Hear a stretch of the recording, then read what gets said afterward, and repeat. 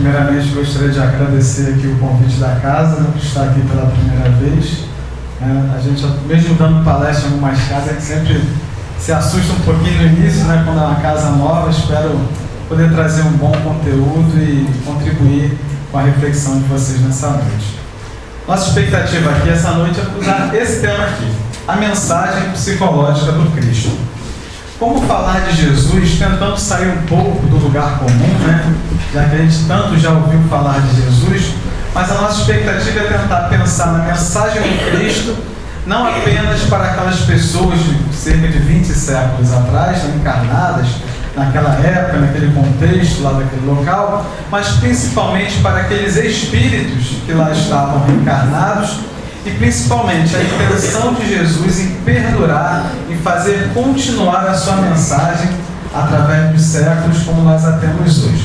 Então, por isso chamamos a mensagem psicológica do Cristo.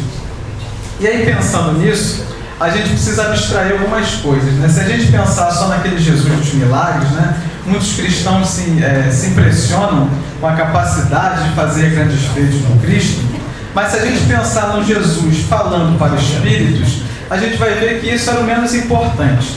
Eu diria até que seria o mais banal. Imagina um espírito daquele grau evolutivo tão grande fazer algo manipulando a matéria.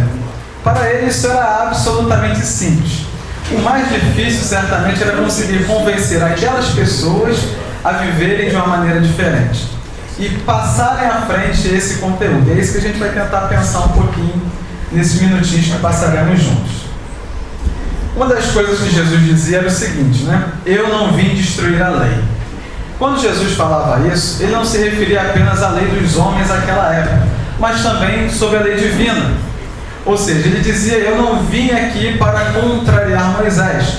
Eu vim aqui para trazer uma mensagem um pouco mais explicada, já que se passaram alguns séculos e ele entendeu que a humanidade já estava pronta para pensar a mesma mensagem, mas de uma maneira um pouquinho diferente.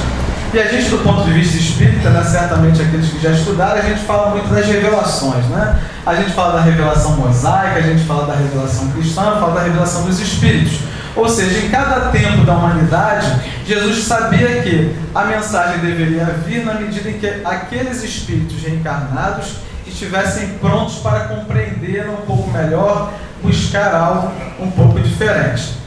E é claro que para fazer isso naquela época, ele tinha um conhecimento profundo da intimidade do ser humano. Então ele precisava fazer a associação daquele conteúdo complexo, que certamente ele tinha para trazer, mas ao mesmo tempo fazer uma correlação para que aquelas pessoas encarnadas naquela época, com aquele contexto social, religioso, político, pudessem entender a sua mensagem. E nesse sentido, a própria humanidade encarnada naquela época tinha uma visão um pouco distorcida do sentimento da religião, do seu sentimento de religiosidade. Aquele povo em que Jesus resolveu reencarnar, era um povo que já vinha bastante sofrido, desde a época do Moisés, lá inicialmente, né, escravizado no Egito, e mesmo no tempo do próprio Cristo, também subjugado pelo Império Romano. Então era um povo que tinha a fé no Deus único, já era um ponto bastante positivo, mas tinha uma visão um tanto distorcida de como isso se processava. Eles acreditavam o seguinte, nós somos o povo eleito, ou seja, a gente sofreu pra caramba ao longo dos séculos, mas a gente acreditava que existia algo reservado para a gente, mesmo não entendendo isso ainda muito bem. Mas isso porque eles eram o povo eleito, ou pelo menos se imaginavam dessa forma. E é claro que o limite desse entendimento, ele se restringe muito à busca individual, à expectativa de cada um. E o que a gente vai fazer é exatamente isso, é tentar trazer esse paralelo da mensagem de Jesus naquele tempo e o quanto isso tem a ver cerca de 20 séculos depois com a gente. E como ele nos fazia pensar e nos incentiva a pensar até hoje, buscando alternativas para ser um pouquinho melhor, para ser um pouquinho mais feliz. E aquele povo, ainda bastante religioso, ele tinha algumas características bastante complexas, mesmo para um povo bastante religioso. Como eles acreditavam no povo eleito, eles agiam com bastante hostilidade para aquele que não professava a mesma crença que eles. E da mesma forma, naturalmente, o povo era bastante repleto de preconceitos, principalmente aqueles que se achavam os doutores da lei, aqueles que achavam que conheciam o que era a palavra de Deus. Só que ao mesmo tempo que eles achavam que conheciam, essa palavra de Deus na visão hebraica era bastante complexa e confusa. Por isso nós dissemos aqui que parece até um certo paradigma. Ao mesmo tempo que esse Deus que eles pregavam era bom, era justo, era generoso, se eu não seguisse a lei eu seria punido. Acho que é algo estranho, né? A gente falar de um Deus que é bom, que é justo e que ao mesmo tempo pune. Ou seja, era aquela visão humana, que a gente chama até de antropomórfica, de ver Deus. E Jesus queria dizer o seguinte: é um pouco diferente. Vocês não estão errados, estão com um conhecimento um pouco limitado. A ideia é poder expandir isso um pouco mais. E para fazer isso se expandir, não apenas para aquela presente encarnação, já que Jesus não falava apenas para aqueles homens do campo, pescadores, pastores, ele falava para espíritos. E ele não se deu ao trabalho de estar aqui entre nós para que aquela mensagem ficasse por ali, depois desencarnou todo mundo, acabou, né? A ideia é que aquilo ali fosse uma semente lançada e que aqueles que ali continuassem pudessem fazer com que essa semente gerasse bons frutos. Então, naturalmente, ele falava assim: eu vos farei pescadores de homens. Essa era a proposta para dar continuidade a essa mensagem. Então, naturalmente, Jesus entendia que ele precisava ser bastante didático. Ou seja, se eu não fizer essa mensagem entrar na cabeça dessas pessoas, se elas não tiverem essa empatia, esse entendimento a respeito da mensagem, eles não vão entender. Se não entender, não vão querer vivenciar esses conceitos. E se não sentirem, não vivenciarem, não vão passar para frente. Então a gente trazia sempre esses exemplos que trazia essa identificação das pessoas com a mensagem. Mas acima de tudo, a essência da mensagem era mais importante. A essência moral da mensagem do Cristo era mais importante. E se a gente for ver desse ponto de vista, da essência moral, a gente já começa a desmistificar aquilo que foi dito antes. Não, eu acredito no Deus único e tudo mais, então agora eu estou salvo. Ou então, a partir de agora eu sou cristão, então eu estou salvo, né? E quem reencarnou antes de Jesus está na Terra? E quem encarnou antes daqueles hebreus lá da época do Moisés? Está todo mundo ferrado então, né? Vieram antes e se ferraram, né? Não, aquele era um entendimento. Então, a respeito da lei de Deus, o que se buscava era o entendimento. O que se buscava era pegar aquela mensagem e fazer algo diferente, algo melhor, não só para si, como para a humanidade. E o caráter da mensagem é universal. Universal em que sentido? Se você pegar a moral cristã e levar isso a um budista, levar isso a um judeu, levar isso até um islâmico, a essência não muda tanto. Talvez alguns conceitos sejam ditos da mesma forma, de uma forma diferente. O próprio Gandhi dizia que se perdesse toda a literatura ocidental e sobrasse apenas o Sermão do Monte, nada estaria perdido. Ou seja, era alguém que professava outra crença, mas que não tinha como dizer algo contra o conteúdo moral da mensagem do Cristo. E essa era a essência, esse era o mais importante. E o convite do Cristo ele era irrestrito. Isso também chocou um pouco as pessoas, né? Porque aqueles doutores da lei eles achavam que a lei era deles e que eles sabiam o que fazer e eles sabiam com quem trocar essas ideias, esses conceitos. E o que Jesus fazia? Ele falava com as pessoas simples. Se fosse necessário, ele estaria com as prostitutas, com os leprosos, com todo aquele que era um filho de Deus. E aquele conceito começou a ficar confuso para aquelas pessoas. Caramba, mas ele acha que a mensagem é para qualquer um. E é isso mesmo. Todos nós somos filhos de Deus. Os não cristãos, os cristãos e principalmente aqueles que mais precisam da mensagem são aqueles que mais precisam recebê-la. E era isso que Jesus tentava fazer, com que as pessoas quebrassem um pouco daqueles paradigmas de até então. Só que acima de tudo, o que ele queria tentar fazer era isso aqui, ó, trazer o comprometimento com a mudança. E aí isso vai valer para a gente até hoje, até com a mensagem espírita. E aí a gente vai começar a trazer esses conceitos também relacionando o conteúdo espírita e pensar o seguinte: a gente está na casa espírita, aprendemos bastante coisa, vamos a palestras, lemos livros, participamos de cursos, seminários, mas se a gente não conseguir entender o como isso se encaixa na minha vida lá fora, vai continuar faltando um pedaço.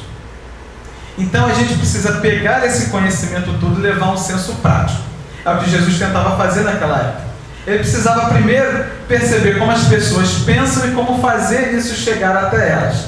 E naturalmente ele usava das suas parábolas, né? O que eram as parábolas? Era uma busca de um entendimento a respeito da perspectiva pessoal de cada um. O reino de Deus é como isso. O reino de Deus é como aquilo. Suponhamos que uma pessoa simples do campo faça assim, assim. Quando as pessoas começam a ver que aquilo ali tem a ver comigo, ela começa a se interessar e ela começa a buscar a identificação. O mesmo acontece com a doutrina espírita. Se a gente não entender que o livro dos Espíritos tem a ver com o meu cotidiano em casa, no trabalho, na rua, com o vizinho, a gente começa a ter dificuldade desse entendimento. Então a proposta vai sempre fazer essa correlação da vida prática, até porque estamos reencarnados para isso, independente do credo, e os conceitos que aqui aprendemos. E naturalmente, aquele povo daquela época, pelo menos os doutores da lei, agiam com bastante arrogância e ignorância. Falando, esse cara aí não sabe nada. Então o que Jesus tentava fazer? Cativar as pessoas pela fé. Aí sim ele fazia aqueles grandes feitos, as pessoas entenderem, caramba, esse cara aqui é um cara diferente. Jesus não estava preocupado em curar um cego. Aquele espírito não é cego. Aquele espírito encarnado está cego. Então aquilo ali não era o mais importante, mas ele sabia que cativando a fé das pessoas, num dado momento ele conseguiria depois, com essa identificação, trazer as pessoas à razão. Nem que fosse no segundo momento, com uma outra revelação mais à frente, com um pouco mais de detalhes. E só podemos entender as coisas a partir da nossa perspectiva pessoal. O mesmo vai acontecer com a doutrina espírita. Se eu não encontrar essa identificação, eu vou continuar não entendendo. Aprendemos as verdades mais profundas através dos nossos relacionamentos. E eu acho isso interessante, né, que eu costumo dizer na nossa outra casa espírita, que o nosso processo reencarnatório, ele é uma programação, no primeiro momento, essencialmente individual. É a minha necessidade de aqui estar, mas sempre exercitada de maneira coletiva. Não existe processo reencarnatório que dê para frente, que tenha algum proveito, se não for exercitado com o outro. E Jesus costumava fazer exatamente isso através das suas parábolas, contar histórias de pessoas que se relacionavam umas com as outras. E ele tentava quebrar esses paradigmas, trazendo alguns conceitos a respeito do conhecimento da vida prática. Ou seja, devemos buscar mais a sabedoria do que o conhecimento. O conhecimento a gente está tendo aqui, está ouvindo conceitos, mas se não entender como isso se encaixa, fica difícil botar na vida prática. Ele trazia um conceito interessante, né? Ele falava bastante da outra face. Que negócio difícil, né, da gente fazer, né? Oferecer a outra face. Mas como assim, Alessandro? Humildade não é passividade. A gente fala assim, mas o fulano é humilde, ele é pobrezinho. Não, muito pelo contrário. A pessoa que consegue exercitar a humildade, ela consegue entender a sua necessidade e respeitar o momento do outro. E quando nós dissemos que essa programação individual é exercitada de maneira coletiva, eu preciso respeitar o momento do outro. Eu preciso deixar o outro ser o outro porque ele está no seu momento. Se acreditamos que somos espíritos reencarnados, cada um está no seu momento tentando fazer a sua trajetória. A verdadeira humildade exige confiança em si mesmo. Ou seja, eu tenho que estar convicto daquilo que eu creio. Eu não preciso convencer o outro de que eu estou certo, eu preciso fazer a minha busca. E na medida que eu faço a minha busca, ajudar o outro a fazer a sua busca também. O importante para ele não era parecer capaz. Ao contrário, era fazer com que eu me sentisse capaz. Ele não chegava simplesmente a dizer, eu sou o cara e vocês me sigam porque é isso aí, pronto. Ele dizia, não, o que eu faço você pode fazer. Vocês são capazes também. Essa mensagem não é uma mensagem para mim, é uma mensagem para vocês.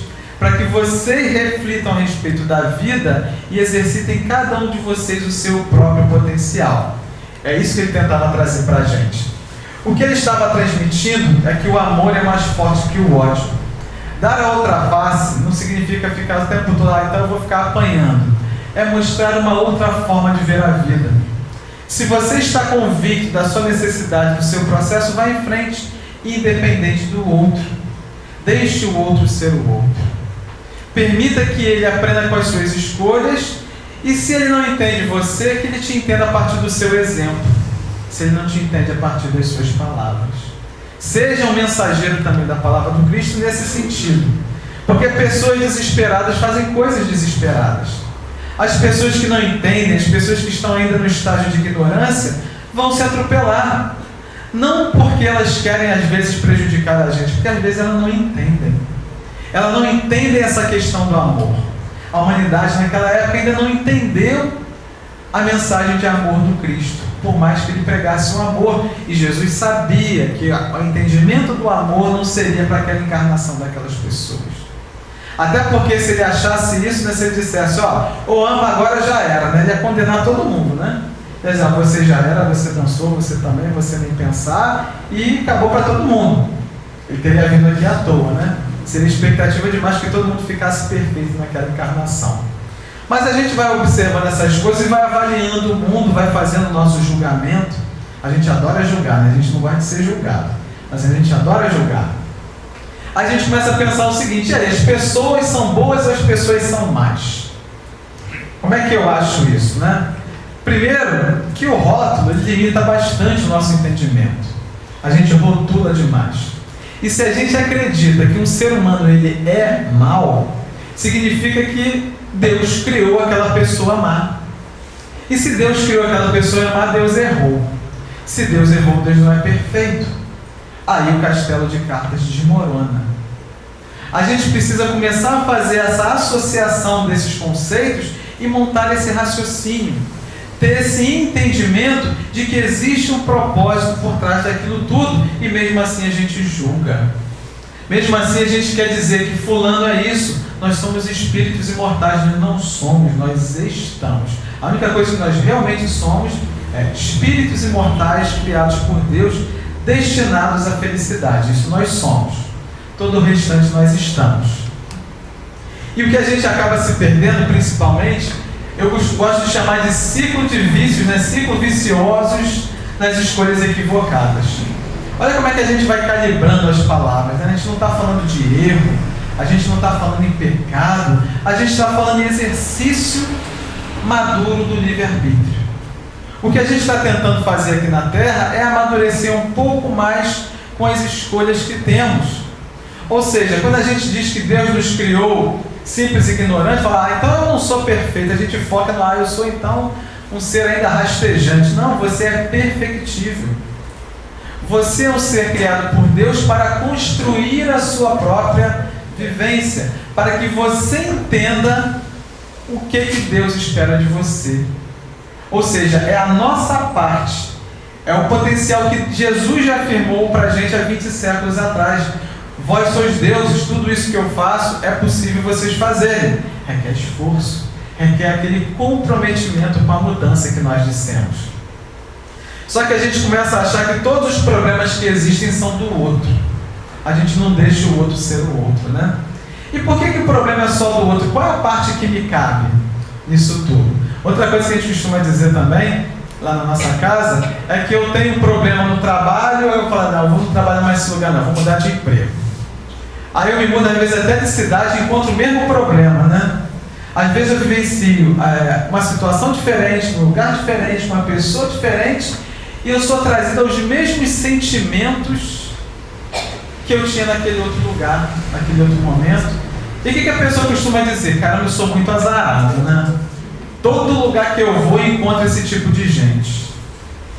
Realmente, por mais que você mude de lugar, você vai encontrar sempre um determinado tipo de gente. Você. E a mensagem do Cristo era isso. Não olhe o cisco no olho do seu companheiro enquanto há uma trave no seu olho. Jesus não dizia isso para ficar julgando, não é para você não perder tempo. A gente perde tempo demais julgando. E às vezes nessa nossa tentativa, tá bom, eu entendi que eu tenho que melhorar, né? Só que eu tenho vergonha de mostrar que eu tenho as minhas fraquezas. Então eu tento me fingir para o mundo que eu não sou tão fraco assim. E eu entro num processo de me enganar, mostrar externamente algo que eu ainda não sou, por a perda de tempo. Eu preciso olhar para dentro de mim e reconhecer quais são as minhas necessidades de mudança. E Jesus trazia uns conceitos que a gente ficava meio confuso, né? Por exemplo, os últimos serão os primeiros. Caramba, mas o último vai ser o primeiro? Como é que eu vou me colocar nisso tudo? Ele fazia isso para chacoalhar mesmo a nossa cabeça, a nossa forma de ver a vida. a forma como eu vejo a vida, mesmo na presente encarnação, ainda é muito limitada. Eu preciso permitir expandir o meu entendimento a respeito da vida a partir dessa vivência, comigo e com o outro. Ninguém é tão bom que saiba tudo, e ninguém é tão ruim que não tenha algo a oferecer. Então daí a necessidade do exercício coletivo entre nós. Jesus e o poder para mudar o mundo, né? Então a gente fala assim, mas Jesus podia? Podia, Jesus podia fazer milagre, mas tinha um milagre que Jesus não era capaz de fazer: mudar a gente. Por quê? Porque Deus nos criou para que nós mesmos fôssemos construtores dessa mudança. Jesus ajuda, a espiritualidade ajuda, mas a decisão sempre será sua. Seremos incentivados, seremos orientados, mas não temos como fugir do nosso processo de escolha. Porque ninguém vai ser feliz pela gente, só eu posso ser feliz por mim. Então, se eu não me permitir vivenciar esses conceitos, eu vou continuar não entendendo. Vai ser algo que alguém disse para mim, não é algo que eu realmente sinto. Então, eu preciso me entender um pouco melhor e assumir a minha necessidade de crescimento. Eu preciso entender essa necessidade. E a mudança, geralmente, é um hóspede que não é muito bem-vindo dentro da gente. A gente precisa mudar. A única certeza da vida é a morte, que a gente vai desencarnar, né? E as mudanças. A gente precisa mudar, a gente precisa assumir que é necessário mudar. Só que a gente vai vivendo e deixa o nosso passado como se ele não tivesse uma relação com o presente. E aquela pessoa que não consegue lidar bem com o seu passado e tenta fugir dele, na maioria das vezes se mantém preso, acorrentado a ele. Então eu preciso sim entender a vida que eu vivo, fazer essa correlação para que eu entenda qual a minha real necessidade de aqui estar. Se eu acredito que Deus me colocou aqui para quê? Deus é bom, Deus é justo. Qual a necessidade de aqui estar? Passando por esses momentos conturbados que às vezes eu passo, onde é que está o aprendizado disso tudo? Senão eu vou voltar e vou ter que fazer tudo de novo. Vou perder tempo, não vai ter jeito. E aí, quando eu estava estudando um pouquinho disso, né, tentando entender a mensagem de Jesus, eu estava tentando estudar um pouquinho de psicologia também junto, né, tentando fazer como é que Jesus pensava as pessoas, né, como é que a gente se pensa, como é que a gente se entende. Como nós vivemos num mundo bastante cheio de informações, principalmente na área da internet, né, a gente tenta montar conceitos para lidar um pouco melhor com o mundo. A psicologia chama isso de princípios organizadores. O que é isso? Nada mais é do que crenças que nós vamos desenvolvendo a respeito de nós mesmos, a respeito do outro, a respeito de como a gente vive no lugar onde vive, para que a gente possa moldar pequenos entendimentos a respeito da vida. Isso ajuda a gente a desenvolver o entendimento, mas nós não podemos ficar presos a isso. As pessoas sábias são sempre aquelas abertas a mudanças. É claro que eu preciso buscar entendimento, mas será que não existe algo mais além disso? Por exemplo, vocês estão hoje aqui buscando entendimento. O entendimento de vocês tem que ser um entendimento racional. Não é porque tem alguém falando aqui na frente, que você, hoje é o dia da palestra pública.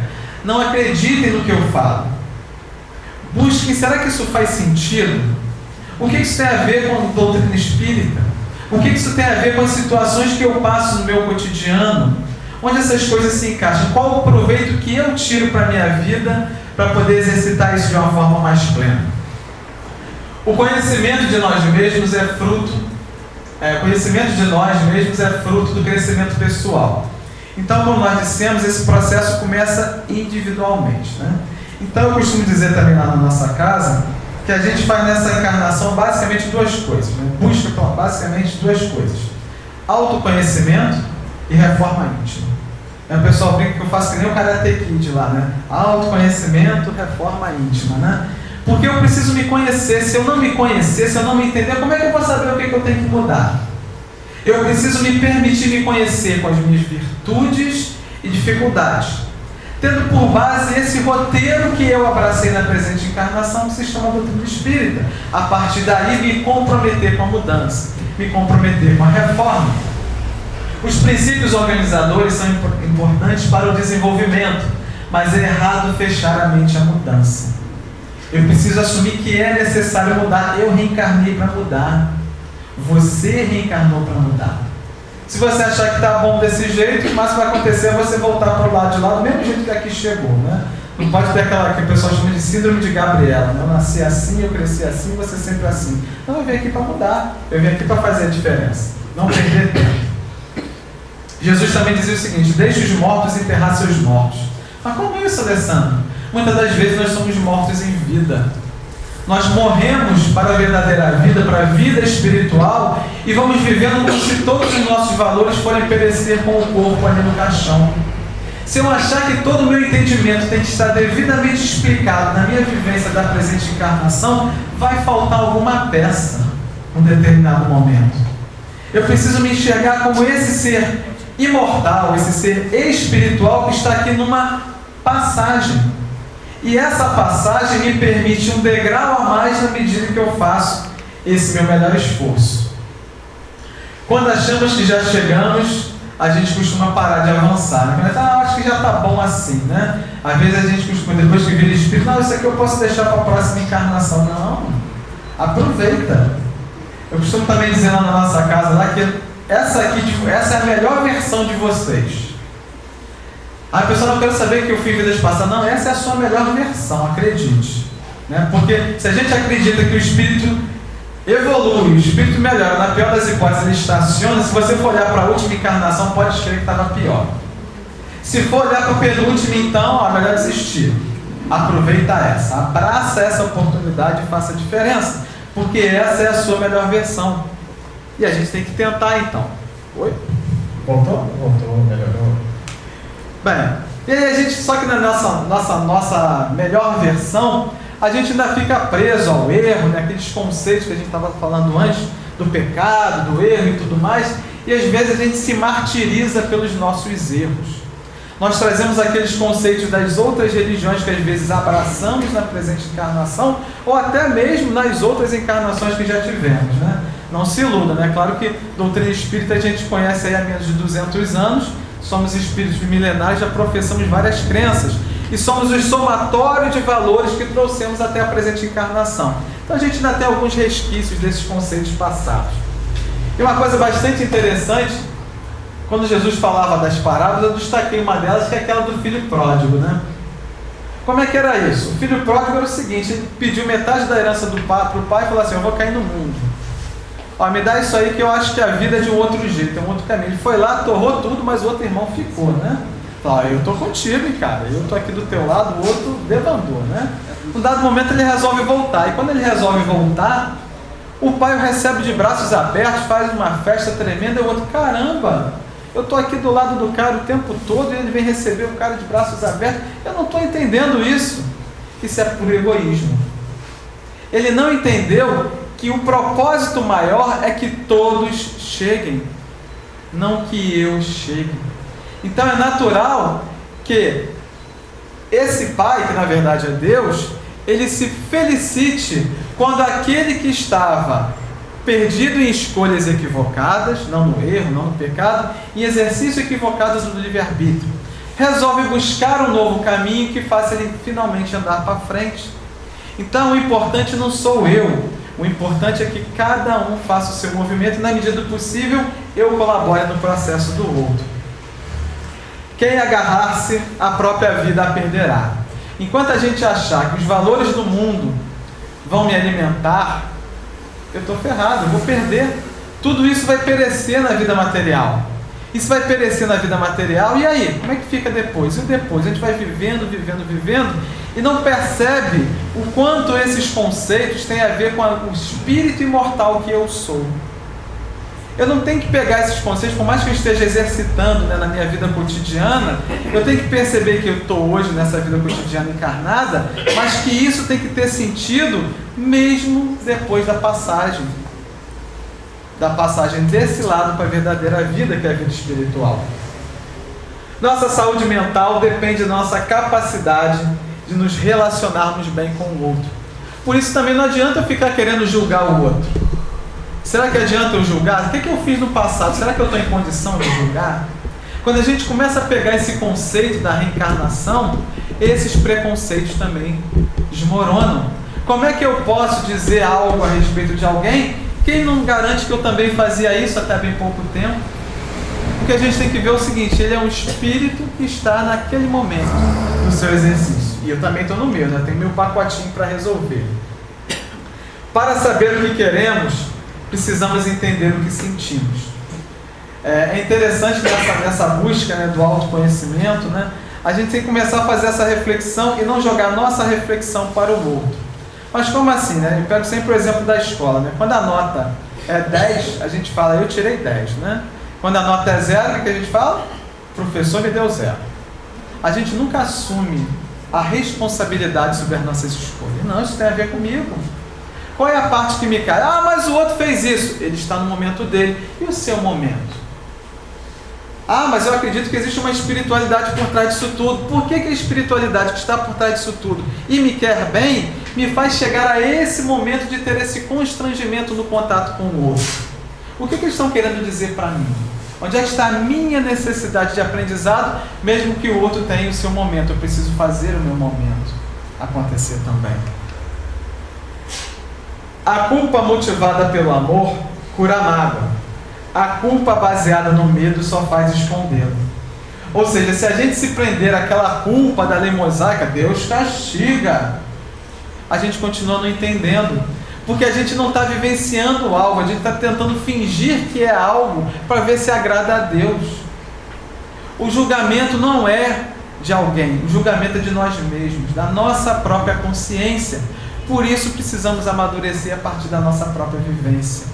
Eu não preciso me preocupar com o julgamento de Deus, porque voltando àquele conceito, se Deus me criou e me conhece profundamente, se a espiritualidade me conhece profundamente, lembra de coisas que eu fiz que eu mesmo não lembro na presente encarnação. Graças a Deus, né? E mesmo eles sabendo aquilo que eu não lembro, eles não me culpam. Eles me incentivam a fazer diferente, a tentar mais uma vez fazer a diferença. Aí a gente tem que fazer essa correlação com a visão da religião, né? Entendendo a religião, Jesus entendia que a religião era para as pessoas e não as pessoas eram para a religião. A religião é uma busca do ser humano de se aproximar de Deus, de entender a Deus, entender a lei divina, a lei natural. Então, naturalmente, as pessoas vão buscar caminhos distintos. As regras existem como diretriz para facilitar o relacionamento entre as pessoas. Então alguém vai falar assim, ah, mas aquela religião é muito dogmática. É o momento daquele ser. Aí voltando, quem não diria que talvez eu na encarnação anterior professasse aquele mesmo credo? É o momento dele. Mas se ele consegue, mesmo naquela religião dogmática, vivenciar a moral cristã, pode crer que ele vai chegar lá em condições muito melhores do que eu e você. Mesmo não sendo espírita. Apenas vivenciando a moral do Cristo, ele vai chegar lá em condição muito melhor. Então eu preciso exercitar isso também. Os rituais religiosos podem ser positivos desde que lembremos o seu objetivo. Ah, mas o pessoal faz aquelas rezas repetitivas. Não, se aquilo ajuda aquela pessoa a manter o foco, deixe-o. Ele consegue manter muito mais foco às vezes do que eu e você. É essencial? Não, mas naquele momento aquilo ajuda. O dia que ele se libertar disso, ótimo. E as coisas que eu também não consigo me libertar? E os meus preconceitos que eu também não consigo me libertar? Eu preciso pensar nisso, eu preciso pensar em mim e deixar o outro ser o outro, como já dissemos. Os rituais favorecem o amor, mas ele não o substitui. A gente não pode perder o sentimento, a gente não pode perder esse conceito de gente. Eu costumo dizer que uma casa espírita ela não é feita de paredes, ela é feita das pessoas que estão dentro desse ambiente. É para isso que existe a casa espírita, para que as pessoas façam a diferença, não que a casa faça a diferença. A casa somos nós. A casa física é a estrutura, tijolo, cimento, vergalhão, telha. A casa espiritual é muito mais do que isso, certamente. Então a gente precisa manter esse conceito firme. E é interessante que a visão científica, até a própria visão da psicologia, tinha um certo preconceito com a religião. Quando eu estudei isso, eu vi que o Freud ele não gostava muito de religião também não. Ele achava que a religião embotava, né, fechava, limitava o entendimento das pessoas, né? E nessa época já tinha o início, né, das ideias espíritas. Ele não conseguiu perceber que existia uma opção da fé raciocinada. Não, existe sim uma opção que você pode sim buscar a religião, mas uma religião com coerência, tentando entender a Deus, não com aquele ser que a gente imaginava que era um velhinho de barba, com uma túnica branca, um cajado na mão, sentado num trono de nuvens, mas a força criadora do universo, criando tudo com um propósito, tudo encadeado, tudo com um proveito, inclusive o proveito de eu aqui estar. Buscando a racionalidade nos conceitos que eu estudo, buscando a coerência naquilo que eu estou escutando de quem está aqui na frente. Não acredite no que eu falo, busque o sentido, busque a razão, busque onde isso se aplica à vida prática de cada um de vocês. Então é possível. E uma coisa bastante interessante quando Jesus dizia exatamente com relação à religião é o seguinte: vai primeiro reconciliar-te com teu irmão, então volta e traga a sua oferenda. Logo, estar na casa é importante? É importante. Mas o mais importante é eu exercitar aquela convivência. É o aprendizado de maneira coletiva. É uma necessidade minha, pessoal, estar aqui hoje com vocês. E eu estou tentando, com todas as minhas limitações, tentar contribuir positivamente na vida de vocês. Então, se a gente pensar, pelo menos em tentar contribuir positivamente, é claro que eu não sou perfeito, eu também de vez em quando escorrego, né? Mas a gente precisa exercitar isso. A gente fala assim, eu quero que a espiritualidade me ajude, né? Eu quero que os amigos espirituais tenham paciência comigo. Eu tenho paciência com o irmão do caminho? Como é que eu posso ter a cara de pau, né, do Alessandro, de esperar um auxílio da espiritualidade que eles tenham paciência comigo, se eu não me permito ter paciência com o outro? Eu quero perdão, será que eu perdoo? Eu quero tolerância, será que eu sou tolerante? Mas é difícil. Exercite, bem-vindo ao seu processo reencarnatório. Você está aqui para isso. Cada um de nós está aqui para isso. E a gente vai se perdendo no mundo material. Um exemplo disso são os vícios, né? Eu trouxe aqui alguns exemplos, né? Só para a gente imaginar, né? Ou seja, a gente tem que pegar esses conceitos e trazer essa correlação para a vida material. O que é isso? O vício nada mais é do que o apego para compensar a nossa necessidade de amor insatisfeita. O problema não está exatamente nisso aqui. Isso aqui é um meio de fuga.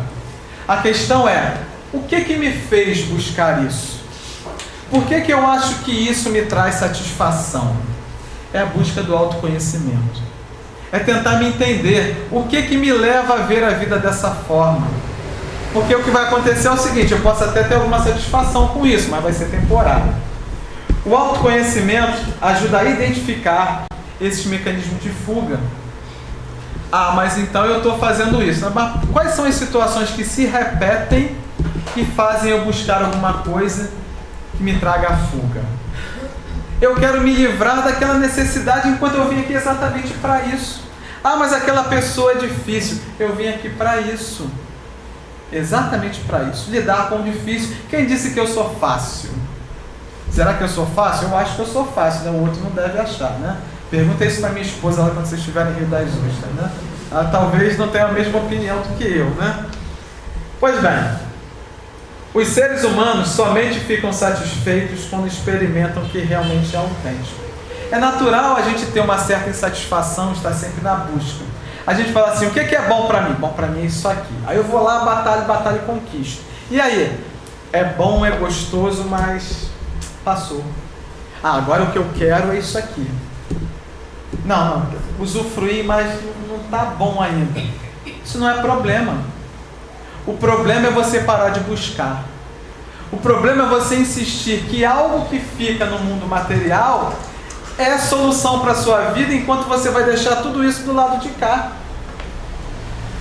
É bom o ser humano ser um eterno insatisfeito para que ele se mantenha na busca. Agora eu tenho que ter, naquele processo de autoconhecimento, o seguinte, rapaz, eu estou batendo com a cabeça na parede, eu não vou passar por aquela parede, eu tenho que procurar a porta. Só que a gente insiste em buscar caminhos que não nos trazem aquela satisfação e ficamos maldizendo a vida. Dizemos que a culpa é do outro, dizemos que a espiritualidade não está presente, eu não estou conseguindo a conexão, Deus não conseguiu ouvir as minhas preces. Não, é isso mesmo.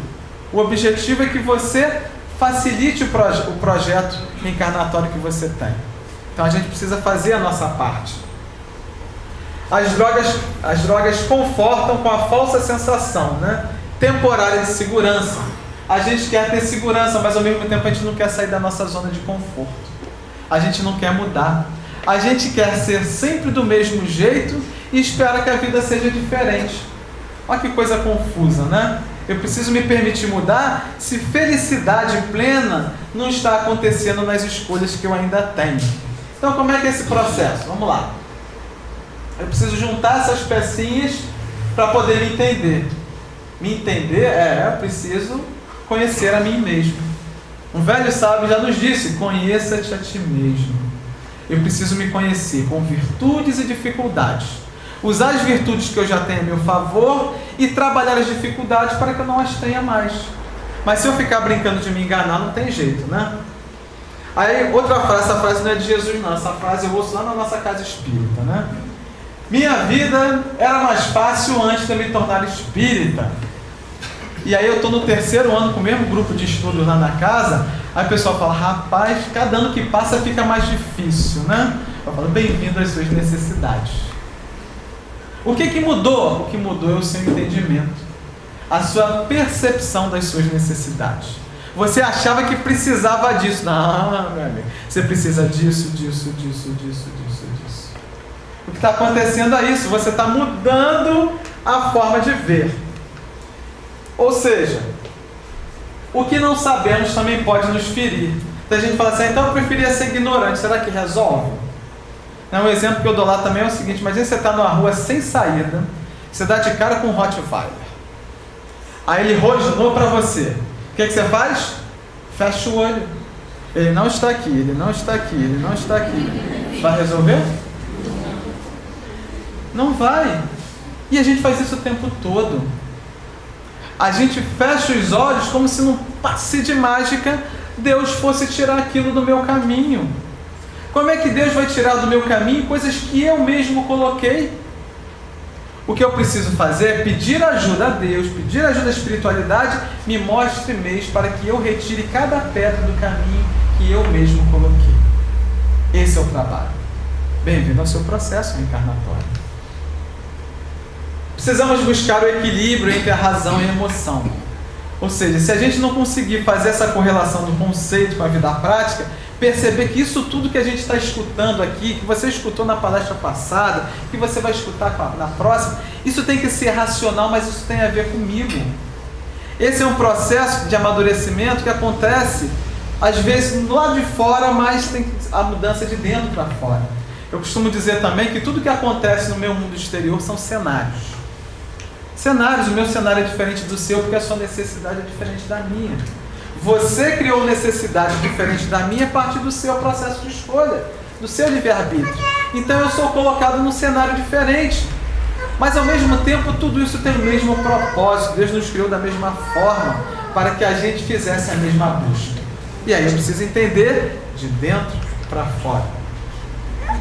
A mudança duradoura só acontece de dentro para fora, né? Como nós acabamos de dizer. E aí é o seguinte, essa conscientização de que o processo é irreversível. O espírito não regride. Bem-vindo ao seu processo. De novo, não precisa olhar para trás não, essa é a sua melhor versão. Aí você fala assim: mas se eu olhar para trás eu vou ficar me lamentando. Faz o contrário, pensa positivo. A próxima versão sua, na próxima encarnação, tende a ser melhor, desde que você faça o seu esforço. Não, no máximo vai ser do mesmo jeito. Faça o seu, como é que vai ser a minha próxima encarnação? Você está fazendo ela agora. Você está construindo ela agora, a partir das escolhas que você está fazendo. Seguindo então, a gente precisa entender os nossos sentimentos. Como é que eu me sinto? Aquele que se fizer humilde como uma criança será o maior no reino dos céus. A gente reencarna aqui, vem zero bala, né? A gente vem esquecendo o passado, tentando começar de novo, e ao mesmo tempo a gente vai crescendo e vai se impregnando de novo, né? Vai deixando aflorar aqueles conceitos arraigados do passado.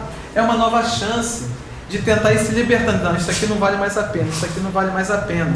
Então a gente precisa aproveitar essa chance de aqui estar de novo para mudar. O que sentimos no coração determina quem somos. Então não adianta eu parecer algo. Jesus não fazia aqueles conceitos para que eu parecesse bom, para que eu exercitasse mecanicamente aquilo que ele dizia, porque com isso eu seria salvo. Eu teria algo bom reservado para mim do lado de lá. Não tem garantia. A única garantia é a sua consciência.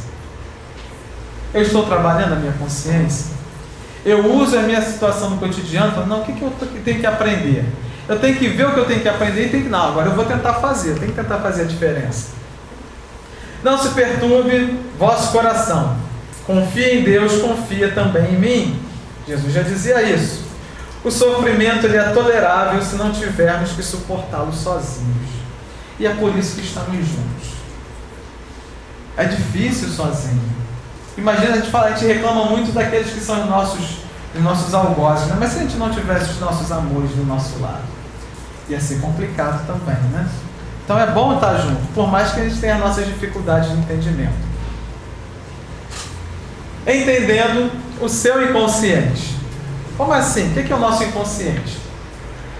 É o jeito que a nossa mente tem de evitar pensarmos a respeito tudo de uma só vez. Imagina se você tivesse que lidar com tudo de uma vez, né?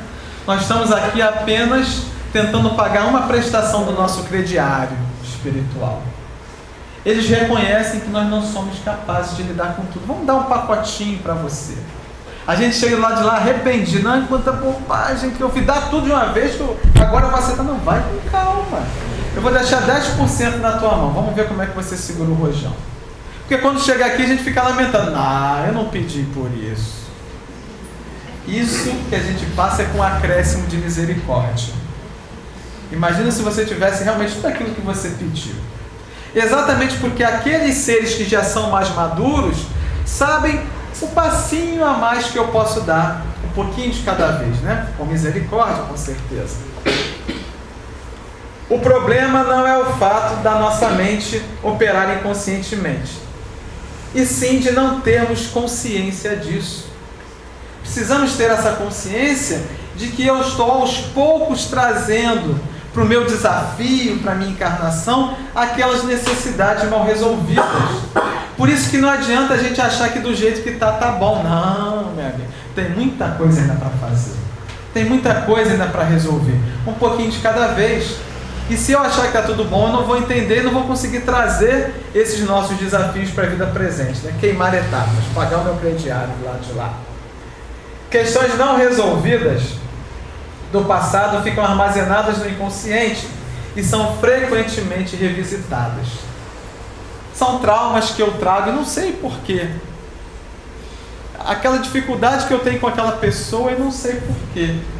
Que bom que não lembra, né? Porque assim é mais difícil.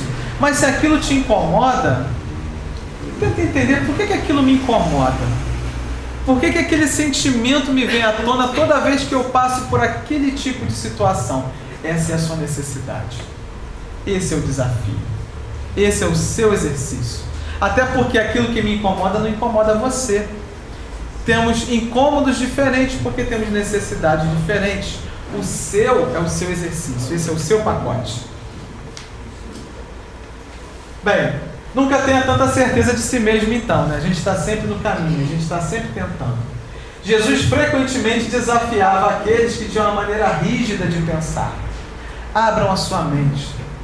Eu sou espírita, acredito na doutrina dos espíritos, mas acredite, a espiritualidade também não trouxe todas as informações a respeito das leis que regem o universo, mas trouxe um pacote suficiente para mais algumas encarnações até eu aprender e vivenciar. E tão mais eu aprenderei quanto mais eu me permitir. Eu vou trazer do meu inconsciente para o meu consciente, para aquilo que eu domino porque eu vivencio, porque eu quero fazer a diferença. Mas como fazer a diferença? Na vivência com o outro. Então eu preciso conhecer a verdadeira humildade. Como é isso? O ponto de partida para a plenitude espiritual e psicológica é a nossa necessidade de ter um relacionamento maior do que nós mesmos, Como assim? Se eu sei que eu sou imperfeito, mas que Deus é bom, que Deus é justo, eu preciso buscar essa conexão, tenho que ter a humildade de saber, de entender e aceitar que eu não sei tudo. Eu preciso aprender e buscar essa conexão, eu preciso pedir ajuda, eu preciso reconhecer, assumir as minhas dificuldades, para que eu consiga ver o que precisa ser feito, mas buscar ajuda ao mesmo tempo. Não somos unidades autossuficientes, e sim seres interligados. Como dissemos, ninguém é tão bom que saiba tudo, nem tão ruim que não tenha algo a oferecer. Precisamos estar com o outro, precisamos aprender com o outro. A necessidade de menosprezar aqueles que não compreendemos decorre de um amor próprio excessivo. Eu acho que às vezes a gente acha que se sentir forte é menosprezando o outro. Para eu me sentir forte, eu não tenho que fazer com que o outro se sinta fraco.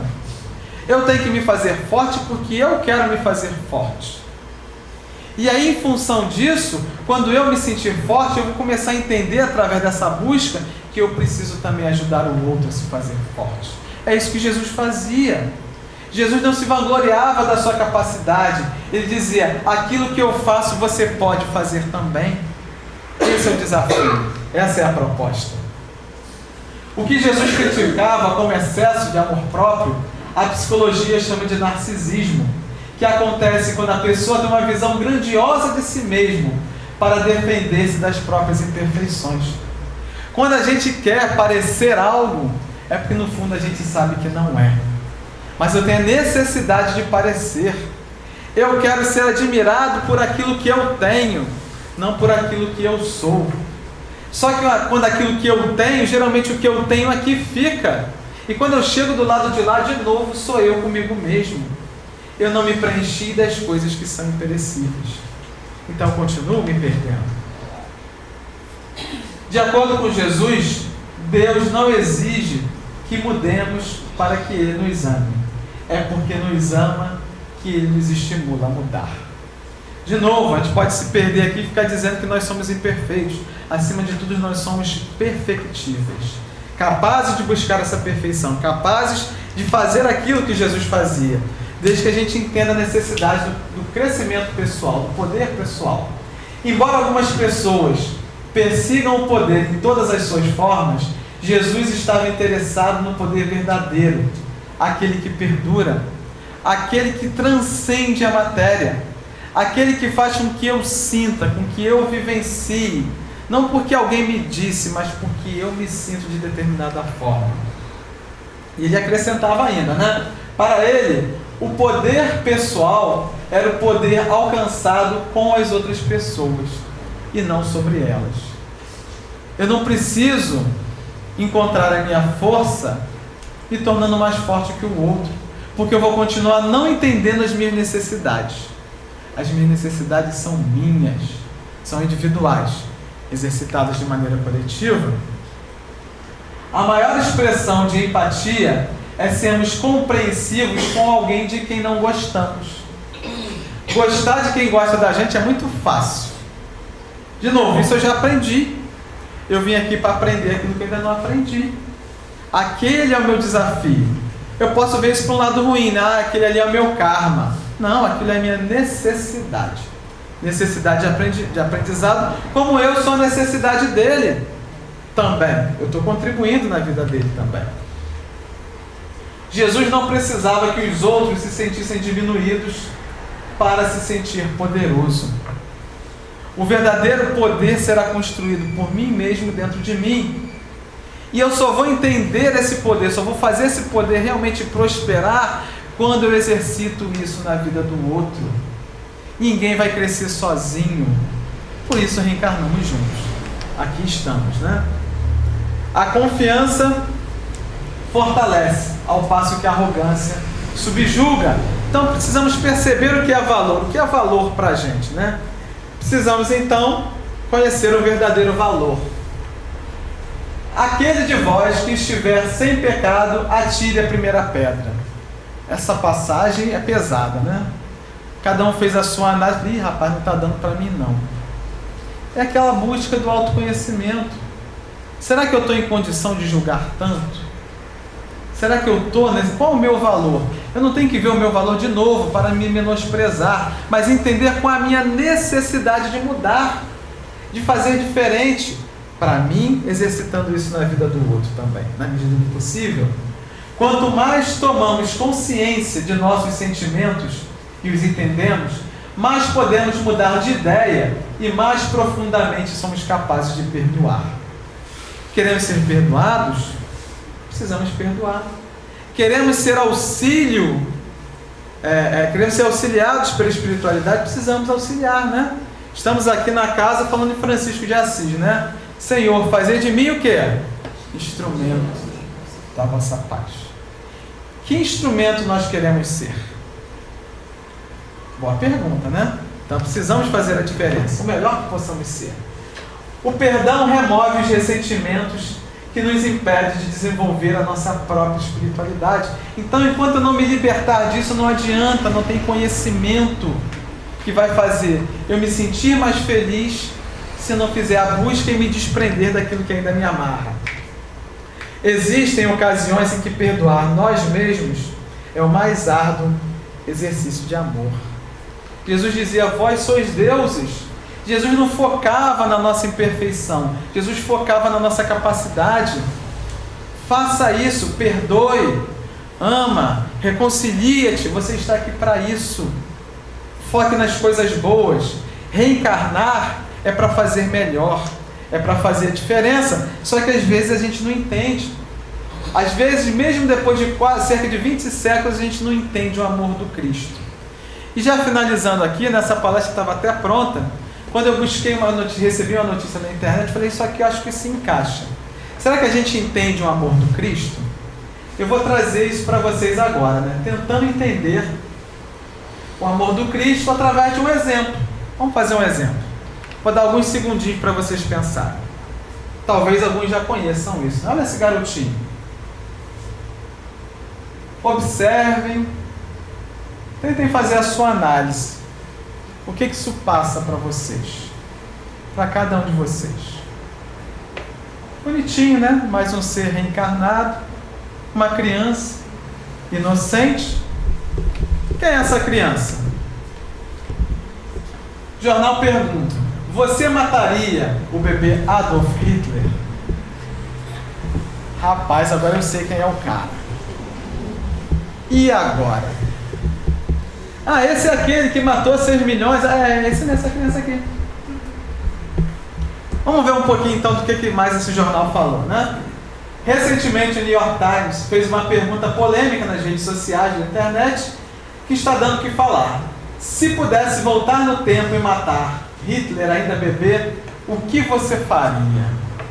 E agora, né? Qual o resultado dessa pesquisa? Vamos lá. 42% sim, pá! Na lata, né? 30% não. 28% eu não estou bem certo, mas bota a arma na mão dele para ver se o gatilho ali não ia apertar. Por isso nós reencarnamos. Por isso nós precisamos esquecer. Não para sempre, mas até que estejamos maduros o suficiente para lidarmos com o passado do outro, mas principalmente com o nosso passado. Quem somos nós para julgar? Será que estamos em condições de julgar? Eu prefiro não tentar. Eu tento nem olhar, não quero nem saber o que eu fiz na última encarnação nem na penúltima. Quando chegar do lado de lá eu vejo. Porque eu sei que aqui estou para fazer certo dessa vez. Não para ficar comparando o que eu fiz está feito. Eu tenho que fazer diferente agora. Diferente para melhor, assim como ele também vai precisar um dia. É um filho de Deus, como eu e como você. Independente das suas escolhas, do exercício do seu livre-arbítrio. É difícil entender isso, né? É difícil aceitar. Um dia a gente vai entender. Um dia a gente vai aceitar.